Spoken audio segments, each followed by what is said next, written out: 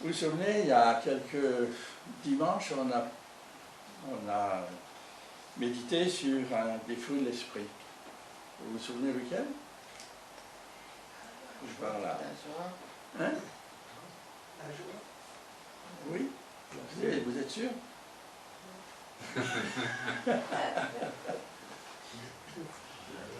Hein? Tu sais? Oui. La patience. Tu veux qu'on te cite tous les fruits des Non, non, celui, seulement celui. C'était la joie. Celui qu'on a fait? Oui, c'est la C'est joie. l'amour. Si, si, La c'était la semaine joie. dernière, c'était la Oui, c'est la joie. Bon, ça y est, vous êtes sûr. Hein? Ouais. Oui, parce que ça inspirait la vitrine. Ah, ouais. Ah oui, on Donc,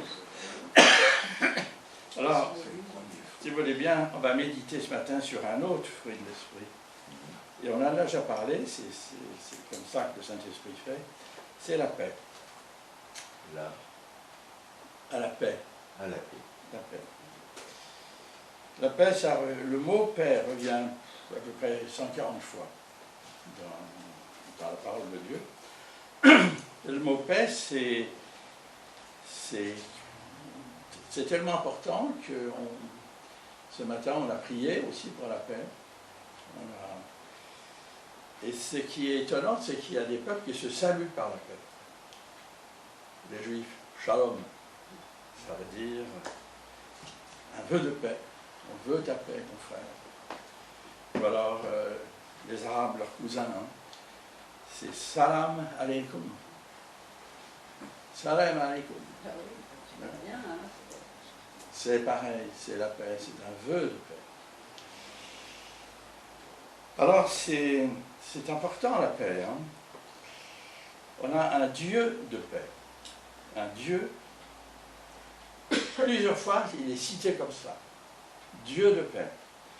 Même une fois, en 2 Corinthiens 13, 11, il est cité le Dieu d'amour et de paix.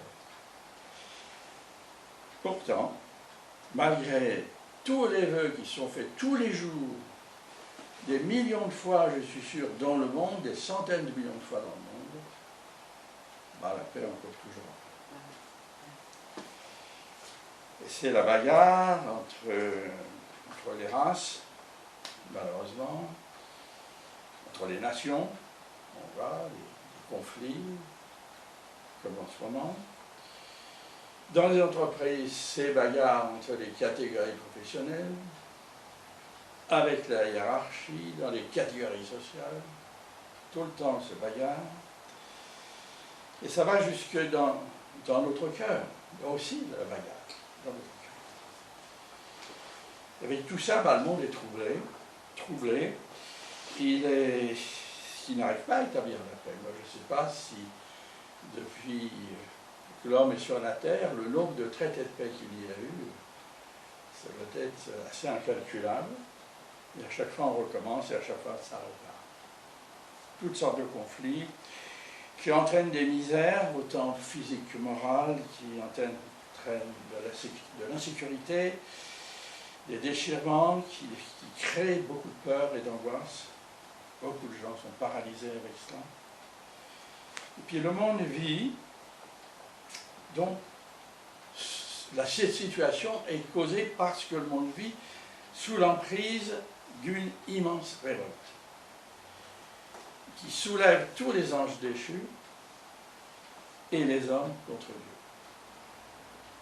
Ce matin, on est passé à pied devant le marchand de pompe funèbre, là, puis on a regardé les plaques, et il n'y a plus de plaques chrétiennes.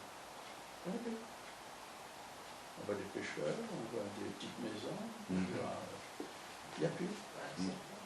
C'est vrai, c'est parti. Ouais.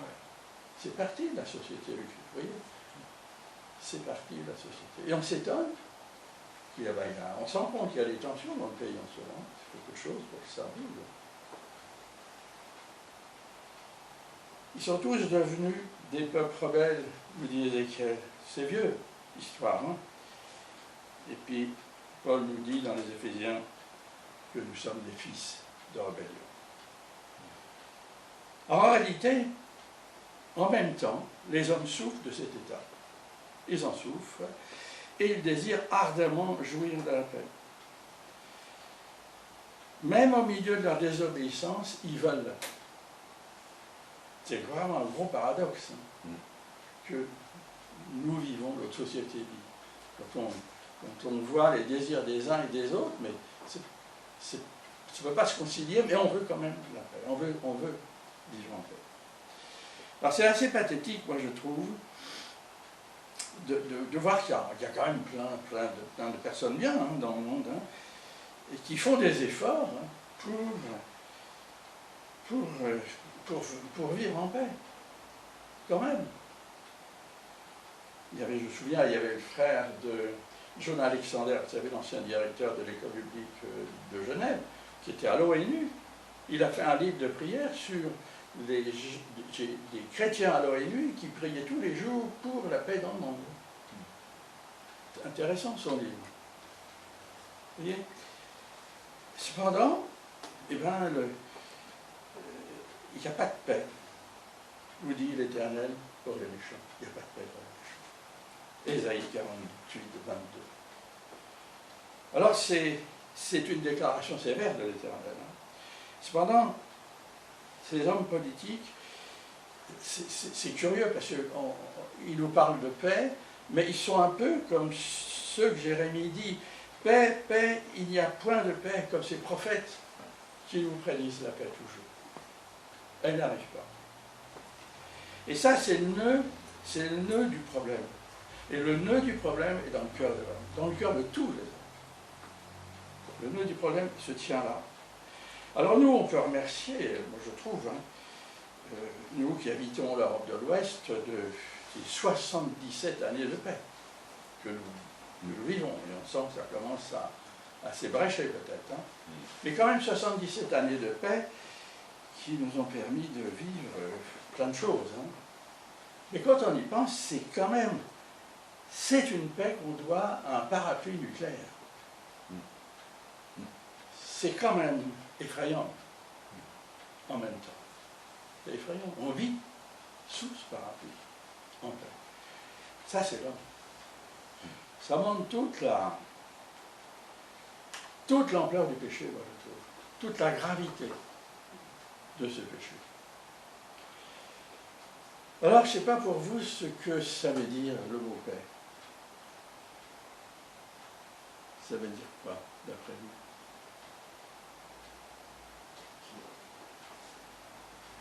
Tranquillité. Ouais. La sécurité. La sécurité. Ouais. Le pardon. Oui. Ah oui. Moi aussi. Ben oui, tout. Vous voyez? La paix va nous permettre de vivre en construisant notre vie. Et et la paix doit être dans notre âme, doit être dans notre cœur, doit être dans notre corps aussi. Quand on se fait des vœux de bonne santé au début de l'année, en fait, c'est pour notre corps. Et pour vivre cette paix, un jour, pour vivre cette paix, qu'on a recherchée, parce qu'on l'a recherchée, ben un jour nous sommes tournés vers Dieu, d'enfants rebelles que nous étions, on a reconnu qu'il y avait une guerre en nous, ça ne marchait pas. Que ça ne marchait pas, on lui a donné chacun sa manière, son nom, son caractère, on l'a déchiffré, et puis on a reconnu avec ça qu'on était pécheurs, qu'on était séparés de Dieu, et alors quand on a compris ça, et bien on s'est agenouillé au pied de la croix du Christ pour en être des dieux. Et là, on a connu la paix. Là, on a connu la paix, parce que c'est lui, notre Seigneur Jésus-Christ, le Fils de Dieu, qui s'est jeté, il s'est jeté au milieu de la mêlée du monde il y a 2000 ans. Il s'est jeté au milieu en acceptant d'être rejeté, mais en même temps nous montrant le chemin qui ramène à la maison du Père. Il a vécu les deux. Je pense qu'il a dû quand même vivre des pressions, des tensions extrêmes.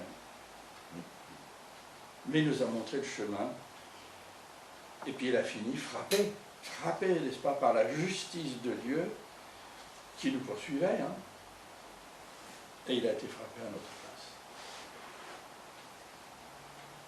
Ésaïe 53, 5, ce chapitre important d'Ésaïe 53, dit « Le châtiment qui nous donne la paix est tombé sur Jésus-Christ. » C'est par la croix de Christ que nous sommes réconciliés avec Dieu. Car la paix avec Dieu, ça passe par la réconciliation. Ça passe par la réconciliation en Jésus-Christ. Et c'est toujours comme ça. Quand il y a des bagarres entre deux, la paix ne revient pas tant qu'il n'y a pas de réconciliation. C'est une base qu'on retrouve dans toutes les histoires humaines. Colossiens 1,20, l'apôtre Paul nous dit « Notre Seigneur a voulu par lui réconcilier tout avec lui-même, tant ce qui est sur la terre que ce qui est dans les cieux, en faisant la paix par lui, par le sang de sa croix. » Jésus-Christ est notre paix. Et il vit en nous par son esprit. Et il nous donne sa paix. Il nous donne sa paix parce qu'il n'y a pas de vie possible sans paix. Il n'y a pas de vie possible pour nous-mêmes, pour notre famille, n'est-ce pas, pour notre pays, pour l'Église. Combien d'églises sont chahutées parce qu'il n'y a plus la paix? C'est bloqué, ça avance plus. La paix est le lien de base de notre unité. On a prié tout à l'heure pour cela. C'est Éphésiens 4, 3. L'apôtre Paul nous fait remarquer et nous presse, n'est-ce pas, à vivre en paix entre nous, toujours. On va lire 2 versets dans Romains chapitre 5, les versets 1 et 2.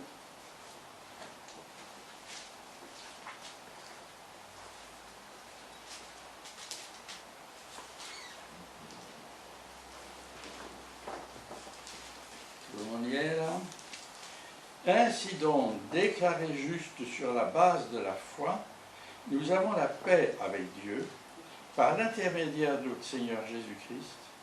C'est aussi par son intermédiaire que nous avons accès par la foi à cette grâce dans laquelle nous tenons ferme et nous plaçons notre fierté dans l'espérance de prendre part à la gloire de Dieu. Important, c'est ce verset. Il y a trois disons, points saillants dans ces 2 versets. Le premier, c'est que nous sommes justifiés par la foi. Nous avons la paix avec Dieu par notre Seigneur Jésus-Christ, et nous sommes rendus justes, purifiés, n'est-ce pas, de nos péchés, lavés par le sang de Christ. Et donc, nous vivons de ce fait dans une paix intérieure, pour notre âme et notre cœur. Très important.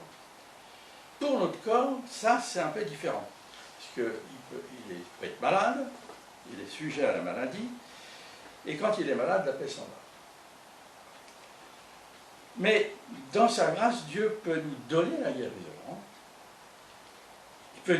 donc ça va nous redonner la paix, mais ce n'est pas une promesse formelle. Quand ça arrive, c'est une grâce. Vraiment une grâce. Moi, je crois plutôt aussi que le plus souvent, notre Dieu va nous apprendre à vivre nos maladies dans la paix. Et pas dans la révolte. Tout à fait différent. Et ça, demander à Dieu va nous apprendre beaucoup de lui-même et de nous-mêmes. Deuxièmement, on nous a dit dans ces 2 versets que nous avons accès à cette grâce, parce que la paix est une grâce, elle nous est donnée, c'est un fruit de l'esprit, et une manifestation puissante de l'amour de Dieu en nous. Parce que nous, on ne sait pas fabriquer la paix. On ne sait pas. Mais cette grâce va nous faire vivre la paix, cette paix qui vient de Dieu. Alors nous devons rester attachés à la paix, nous l'avons lu par la foi. Ça, c'est le lien avec notre Dieu, par lequel le Saint-Esprit peut passer et nous donner la paix de Dieu. Alors, on doit faire, on a des versets qui nous y encouragent, tout ce qui est dans notre capacité pour préserver et garder la paix, c'est-à-dire préserver et garder notre relation avec Dieu par la foi. Ça, c'est primordial. Et puis, troisièmement, nous nous glorifions dans l'espérance de la gloire de Dieu. C'est-à-dire que nous vivons maintenant une vie nouvelle. On vit une vie nouvelle baignant dans la paix de Dieu. Ce qui nous distingue du reste du monde autour de nous. Et ce qui va manifester cette façon de vivre, cette façon nouvelle de vivre, va manifester la présence de Dieu et sa gloire.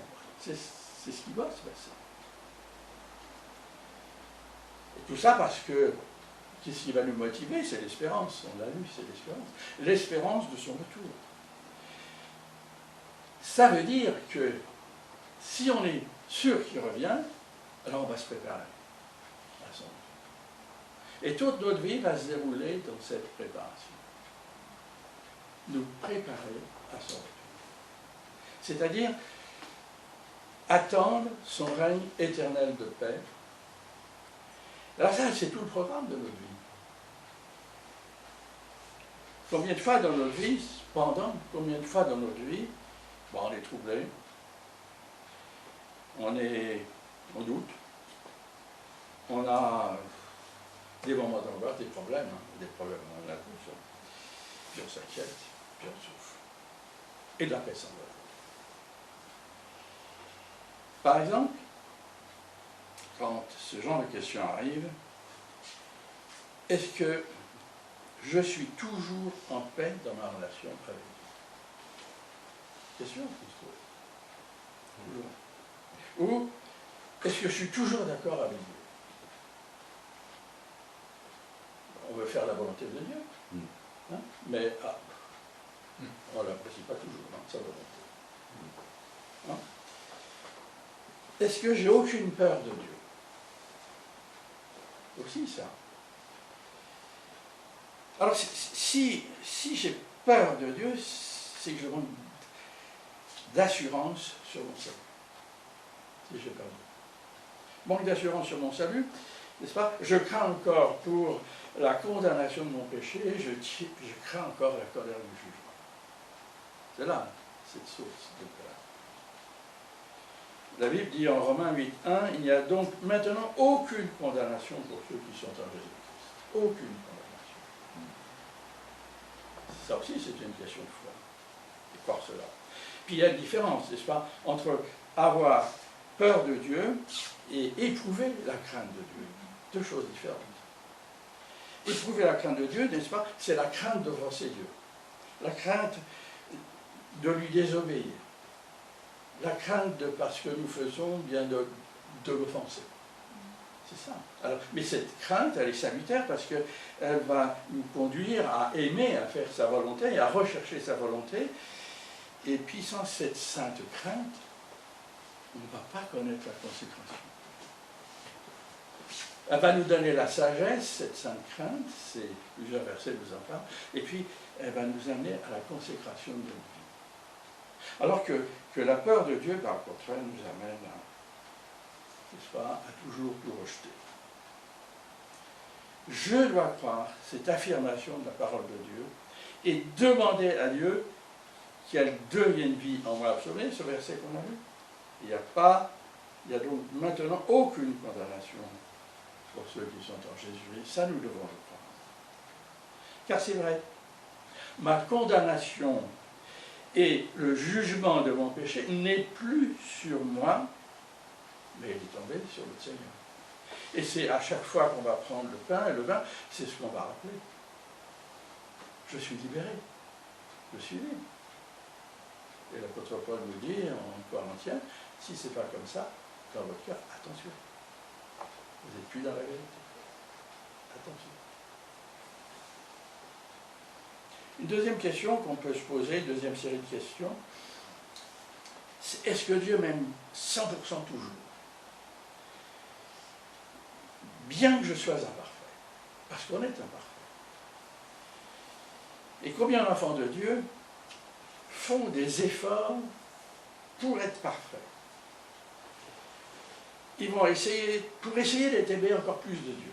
Alors ils vont faire plein de choses, ils vont se coller plein de règles, pour essayer toujours d'avoir cet amour de Dieu. Puis ils n'y arrivent pas. Et ils sont déçus. Et ils pensent que Dieu ne peut pas les aimer comme il sait. Et là, leur paix disparaît. Et ils sont malheureux. Elle est remplacée par de l'angoisse, de l'inquiétude, parce qu'on n'en fait jamais assez. Alors ces enfants de Dieu oublient que nous sommes des pécheurs rachetés par grâce. Pécheurs rachetés par grâce. Que nous sommes remplis d'imperfections et d'idées de péché, pour le reconnaître. Que nous avons des caractères bizarres, compliqués, parfois très compliqués. Nous avons des personnalités pas toujours faciles à vivre. Hein? C'est vrai qu'on est comme cela, il faut l'accepter. On est comme cela. Mais c'est Jésus-Christ que Dieu, c'est en Jésus-Christ, c'est en Jésus-Christ que Dieu nous aime et nous voit. Il ne voit pas la personne qui va finir là dans la terre, il voit celle qui va vivre dans l'éternité en Christ. C'est là qu'il voit. C'est cette personnalité, la nouvelle qui m'intéresse. C'est celle-là qui est importante pour nous. Alors vous voyez, c'est l'Esprit de Dieu qui édifie en nous, bien sûr, si nous le laissons faire, cette nouvelle personne qui est spirituelle, hein, et qui va se développer sur le modèle de celle de notre Seigneur Jésus-Christ. Sur ce modèle. Il ne faut pas croire qu'en laissant développer en nous cette nouvelle personnalité, on va vivre en paix avec nos collègues de travail. Moi, je n'ai pas vécu en paix, hein, quand j'étais en entreprise. Il ne faut pas croire ça. Le Seigneur n'a jamais vécu en paix. Hein. Toujours en bagarre. Hein. Il ne faut pas croire. Mais la relation avec Dieu, oui, elle est paix. Alors, pour arriver à vivre en paix, il faut être ferme dans sa foi. Nous croyons vraiment que Dieu nous aime en Christ totalement. Et c'est ce que l'apôtre Paul nous dit en Romains 8, 29, il dit « Ceux que Dieu a connus d'avance, il les a aussi prédestinés à être semblables à l'image de son Fils, afin que son Fils soit le premier-né entre plusieurs femmes. » Ça, c'est la volonté. Et c'est ce qu'il veut faire dans notre vie. Et ça, c'est ça qui va nous démarquer du monde autour de nous. Alors, il faut nourrir notre foi de cette affirmation. Et puis, une autre question, c'est que se passe-t-il quand ma conscience m'accuse? Bien sûr, là, je perds la paix. Alors, vous voyez que Satan est toujours là, à nous titiller, à nous inviter à l'introspection sans arrêt. Il est là. Hein. Il ne va pas rater une occasion de nous troubler et puis de faire pour gâcher notre paix. Mais quand même, quand on vit, on est parfois des esprits d'escalier, ce qu'on appelle d'escalier. Ce qui veut dire, ah, j'aurais pas dû faire ça, j'aurais dû le faire autrement, j'ai raté mon coup là. Puis je l'ai fait de la peine. Ah, si j'avais su, j'aurais pas dit ça. J'aurais pas dit. Mais tant pis, c'est fait. C'est fait. Voilà. Si j'avais compris plus tôt, je n'aurais pas. Si j'avais compris plus tôt. Vous voyez ça, on vit comme ça. Hein. Et on est torturé par deux consciences. Avec des questions, mais il ne faut pas s'étonner. Notre conscience fait son travail. Hein. Elle fait son travail. Heureusement qu'elle fait son travail. Parce qu'en fait, c'est vrai, on a péché. C'est vrai, on a péché. On a raté quelque chose, on a raté. raté un mot, une relation, vous voyez, tout ça, on a raté. Et ça, c'est par l'effet du péché qu'on a raté, qui est toujours en nous. Alors, nous sommes toujours dans la situation décrite par l'apôtre Paul au chapitre 7 des Romains, où il dit au verset 25, « Je suis par mon intelligence esclave de la loi de Dieu, et je suis par la chair esclave de la loi du péché. » Et on va vivre cette ambivalence et cette tension. Il ne faut pas s'étonner. Et bien sûr, si on doute du pardon de Dieu, encore par là-dessus, notre conscience va encore nous accuser. Mais n'oublions pas que notre Dieu est plus grand que notre conscience. Il est bien plus grand que notre conscience. Et parfois, on doit purifier notre conscience de mauvais principes. Parce qu'on a appris l'éducation comme ça, on a eu des exemples comme ça, on a vécu des choses qui nous ont entraînés dans des chemins qu'on n'aurait pas voulu. Et on a besoin que notre conscience soit purifiée des mauvaises œuvres. On a besoin. On a besoin et Dieu va s'en charger. Il va le faire. Et chaque fois que ça va remonter, les mauvais trucs qu'on a fait, il faut demander pardon. Et puis, notre conscience va se nettoyer petit à petit. Et il faut laisser agir le sang de Christ dans notre vie.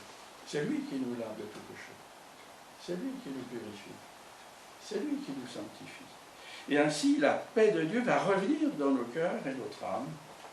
Et c'est ce que nous dit Hébreux 9,14. Il dit « Combien plus le sang de Christ, qui par un esprit éternel s'est offert lui-même sans tache à Dieu, purifiera-t-il notre conscience des œuvres mortes pour que nous servions le Dieu vivant ?» Alors c'est ainsi que notre Dieu va purifier notre conscience et nous donner la paix. Alors une autre question qui peut nous troubler et retirer notre paix, c'est la pensée de la mort et du jugement qu'il y a derrière. Ça nous fait peur. Certains chrétiens. Pour la mort, il faut se confier en notre Seigneur Jésus-Christ. Hein. C'est un grand événement dans notre vie. Mourir, c'est quand même un grand événement. Hein. C'est inévitable d'arriver à la fin de nos jours que le Seigneur nous a attribués. N'est-ce pas? Car Jésus-Christ, il ne faut pas oublier que c'est Jésus-Christ, n'est-ce pas, qui par sa mort à la croix a anéanti celui qui a la puissance de la mort, c'est-à-dire le diable. Donc on ne doit pas avoir peur de cette peur. On ne doit pas avoir peur. Parce que la mort physique, il n'est question que de la mort physique, là, n'est-ce pas? C'est le passage vers le royaume de Dieu. On ne peut pas aller aujourd'hui vers le royaume de Dieu si on ne passe pas par là. C'est comme ça. Et on ne peut pas aller vers la plénitude spirituelle, vers la paix éternelle non plus, si on ne passe pas par là. Il n'y aura qu'une génération qui va être enlevée. Mais ce n'est pas sûr que ce soit nous. Alors il faut se préparer. Moi je me souviens quand mon épouse est morte, c'est là, le vieil hôpital, là, hein, qui est là-bas, hein. Là, hein, dans une chambre là, hein. Et puis, c'était la fin, hein. Je ne faisais plus rien du tout, je ne pouvais plus parler, on se tenait par la main, il n'y avait plus que ça, hein. Puis on se regardait, puis ça, du coup, là, comme ça, on parlait un peu avec les yeux, puis d'un seul coup, elle a regardé le coin. Son visage est devenu rayonnant. De décharné qu'il était, il est devenu beau. Puis elle est partie. Non, j'étais venu la chercher. Et puis, ça fait drôle, hein. Mais c'était vrai. Elle a été enlevée comme ça. Tellement elle est restée belle que, vous savez, il y a toujours le... Comment il s'appelle ce monsieur qui prépare les cadavres là pour que... Le chiropracteur. Voilà. Qui m'a dit, mais je ne peux pas la maquiller, elle est belle comme ça. Parce qu'il maquille, hein, pour que les cadavres soient beaux. Elle dit, non, celle-là, je ne peux pas la maquiller. Vous voyez, sa beauté était restée. Cet éclat. Et ça, c'était consolant. C'était consolant. Alors, on doit croire à cette gloire à venir, parce qu'elle y croyait. On doit croire à cette gloire à venir. Romains 8, 23 nous dit, nous aussi nous avons les prémices de l'Esprit. Nous aussi nous soupirons en nous-mêmes en attendant l'adoption, la rédemption de notre corps. N'est-ce pas, la rédemption, c'est la transformation de notre corps. Alors, elle n'est pas encore complètement accomplie. N'est-ce pas, on a revêtu notre corps nouveau spirituel, n'est-ce pas, dans notre âme, dans notre cœur. Le deuxième volet du salut, c'est notre corps nouveau. C'est le corps nouveau. Alors, il faut nous préparer à cela. Pendant notre vie, se préparer pour cet événement, quand même considérable, d'avoir un corps nouveau, qui ne sera plus malade, qui vieillira plus, qui va être... Je me souviens, il y avait une sœur qui disait, on parlait de ça un jour chez eux, il y a une sœur qui disait, elle était un peu déformée. Je disais, mais je m'en fous, moi, quand je serai avec le Seigneur, c'est à 33 ans qu'il me réveillera. À 33 ans, j'étais là. Ah, j'ai dit, tiens, peut-être pas tort. C'est une idée comme une autre, mais c'est pas mal quand même. Donc voilà, elle s'attendait, cette dame, cette sœur. C'est ça qu'il nous faut. C'est ça qui va transformer notre vie, qui va nous donner de pouvoir montrer à ceux qui sont autour de nous. Bah oui, que nous vivons dans un autre monde. Nous vivons dans le monde de Dieu, au milieu d'eux. Alors vous voyez, c'est pour se préparer au jugement. Il ne faut pas le craindre parce que nous sommes en Christ. Tout est payé déjà. Croyons-le. Et c'est en Christ que le Seigneur va que nous serons jugés. 2 Corinthiens 5,10 nous dit, il nous faut tous comparaître devant le tribunal du Christ. Ça oui. Afin qu'il soit rendu à chacun d'après ce qu'il aura fait dans son corps, soit en bien, soit en mal. Mais nous serons cachés en Christ à ce moment-là. Alors, en tant qu'enfants de Dieu, qui connaissons et vivons dans la paix de Dieu, qui savons la préserver, la paix de Dieu, on doit être des messagers de paix. On doit être des témoins de la paix. Ça, c'est notre ministère maintenant. Notre paix intérieure doit motiver chez nous le ministère de la réconciliation et répandre la bonne odeur de la paix qui vient de Dieu au milieu des hommes. Ça devient notre ministère. Et on trouve beaucoup d'exhortations dans la parole, dans le Nouveau Testament, qui nous invite à rechercher la paix et à être des artisans de paix. Ah, j'aime bien cette expression, artisan de paix. C'est un travail individuel. Voilà je vais vous lire quelques versets. Le roi David dit au psaume 34, verset 15, éloigne-toi du mal et fais le bien, recherche et poursuis la paix. Ça, c'est une ligne de conduite. L'apôtre Paul dit en Romains 12, 18, s'il est possible, autant que cela dépend de vous, soyez en paix avec tous les hommes. Donc là, c'est notre responsabilité de témoin, vivre en paix. Hébreux 12, 14 aussi nous dit, recherchez la paix avec tous et la sanctification, sans laquelle personne ne verra le Seigneur. Et la sanctification, ça veut dire quoi? Ça veut dire laisser vivre la nouvelle personne que le Saint-Esprit élabore. C'est ça que ça veut dire la sanctification. S'occuper de la nouvelle personne, laisser tomber la vieille, de toute façon on va finir. Manger par les verres. Vous voyez? Alors que l'autre est pour l'éternité. Il ne faut pas se tromper de cible. Oui. Alors nous sommes exhortés à vivre en paix, bien sûr, entre nous dans l'Église. Romains 14, 19 nous dit, recherchons ce qui contribue à la paix et à l'édification mutuelle. Donc il faut s'encourager, c'est ça que ça veut dire. Puis il y a ce fameux verset de Thessaloniciens 5, 13, soyez en paix entre vous. Oh, ça c'est bien. Et ça ne discute pas. Il a raison. Soyons en paix entre nous. Ce qui nous permet d'annoncer la bonne nouvelle du Seigneur Jésus. Parce qu'on ne peut pas annoncer la bonne nouvelle du Seigneur Jésus si on n'est pas en paix. On ne peut pas. Si on n'est pas en paix entre nous, dans l'Église, et même pas dans notre intérieur, on ne peut pas. On est bloqué, on ne peut rien faire. Qu'est-ce qu'on va dire? C'est ce que Jacques nous dit. Jacques 3,18 dit: le fruit de la justice est semé dans la paix par ceux qui recherchent la paix.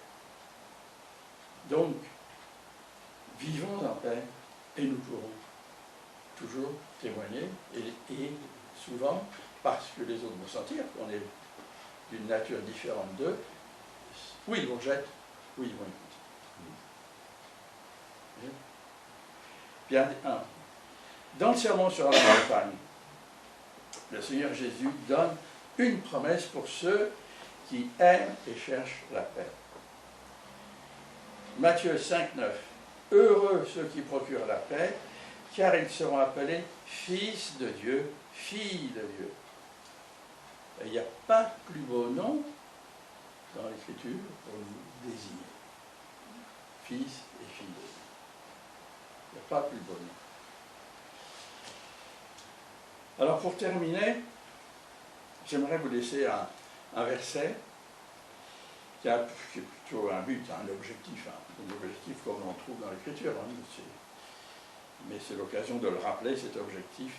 C'est 2 Corinthiens 13, 11 qui nous dit: frères, soyez dans la joie. Frères, sœurs, soyez dans la joie. Tendez à la perfection spirituelle. Consolez-vous, aimez-vous, ayez une même pensée, voyez, vivons ensemble, vivez en paix, et le Dieu d'amour et de paix sera avec vous. C'est un programme, ça. Un beau programme sur lequel on peut s'investir. Amen. Amen. Merci Seigneur.